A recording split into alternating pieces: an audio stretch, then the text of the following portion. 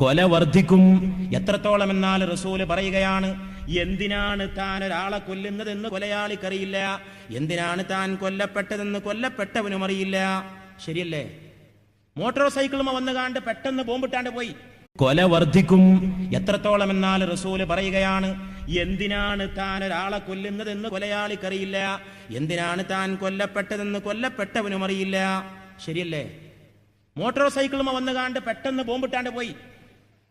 എന്തിനാ തന്നെ കൊന്നതെന്ന് മരിച്ചവനറിയോ? ആരെ കൊല്ലാൻ പോണെന്ന് കൊന്നവനും അറിയില്ല. ആരോ റോട്ടുമ്മക്കൂടി പോണോൻ കൊന്നു. ഭീകരവാദം, 20-ാം നൂറ്റാണ്ടിലെ ഭീകരവാദം അതാണ്. തീവണ്ടി പുറപ്പെടാൻ നേരത്ത് തീവണ്ടിയിൽ ബോംബ്. ആരാ ബോംബ് വെച്ചത്? ആരെ കൊല്ലാൻ പോണത്? ആർക്കറിയാം? ആരാണ് കൊല്ലതെന്നറിയില്ല, എന്തിനാണ് കൊല എന്നറിയില്ല. കൊല ലോകത്തൊരുപാട് വർദ്ധിക്കും. ഇന്ത്യയിൽ നിന്ന് എല്ലാ സാധനത്തിനും തീപിടിച്ച വിലയാണ്. ഒരു സാധനത്തിനൊഴിച്ച്, മനുഷ്യന്റെ ജീവനൊഴിച്ച്, അത് ഡെയിലി ഇങ്ങനെ വില ഇടിഞ്ഞുകൊണ്ടിരിക്കുകയാണ്.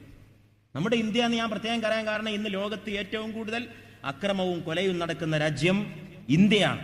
അതുകൊണ്ട് നമ്മൾ ഇന്ത്യ രാജ്യത്ത് പാർക്കുന്നവർ ഇവിടെ ജീവന്റെ വില ഉയർത്താൻ പരിശ്രമിക്കണം. റസൂലുള്ളാഹി സ്വല്ലല്ലാഹു അലൈഹി വസല്ലം പറഞ്ഞിട്ടുണ്ട്, കാരണം കൂടാതെ ആരെങ്കിലും ഒരു മനുഷ്യനെ കൊന്നാൽ അവൻ ലോകത്തുള്ള മുഴുവൻ മനുഷ്യരെയും കൊന്ന കൊലയാളിയെ പോലെയാണ്.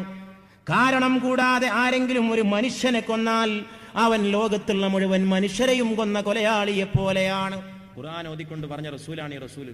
കാരണം കൂടാതെ ആരെങ്കിലും എന്റെ കൂട്ടത്തിൽപ്പെട്ടൊരു മുസ്ലിമിനെ കൊന്നാൽ എന്നല്ല റസൂല് പറഞ്ഞത്. കാരണം കൂടാതെ ആരെങ്കിലും ഒരു മനുഷ്യനെ കൊന്നാൽ അവൻ ലോകത്തുള്ള മുഴുവൻ മനുഷ്യരെയും കൊന്ന കൊലയാളിയെ പോലെയാണ്. അത് ഞാൻ എൻ്റെ ഹിന്ദു സഹോദരനുമായിട്ട് പങ്കുവെക്കുന്നു, അത് ഞാൻ എൻ്റെ ക്രൈസ്തവ സഹോദരനുമായിട്ട് പങ്കുവെക്കുന്നു. അതാണ് മൈത്രി. കാരണം കൂടാതെ ഒരു ഹിന്ദുവിനെ കൊന്നാൽ അവൻ ലോകത്തുള്ള മുഴുവൻ മനുഷ്യരെയും കൊന്ന കൊലയാളി. കാരണം കൂടാതെ ഒരു ക്രിസ്ത്യാനിയെ കൊന്നാൽ അവൻ ലോകത്തുള്ള മുഴുവൻ മനുഷ്യരെയും കൊന്ന കൊലയാളി.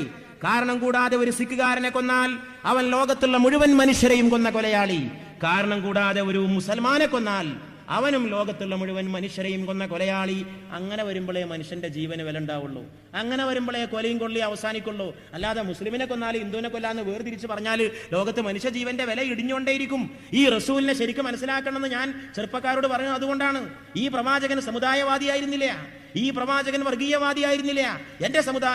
എന്റെ സമുദായത്തിൽപ്പെട്ടവരെ കൊന്നാൽ നിങ്ങളൊക്കെ ലോകത്തുള്ളവരെ കൊന്നവരാണ് എന്ന് പറയുന്ന ഒരു സങ്കുചിത സമുദായവാദി ആയിരുന്നില്ല മുഹമ്മദ് മുസ്തഫ സല്ലല്ലാഹു അലൈഹി വസല്ലം. മനുഷ്യന്മാർക്കിടയിൽ മൈത്രി ഉണ്ടാക്കണം.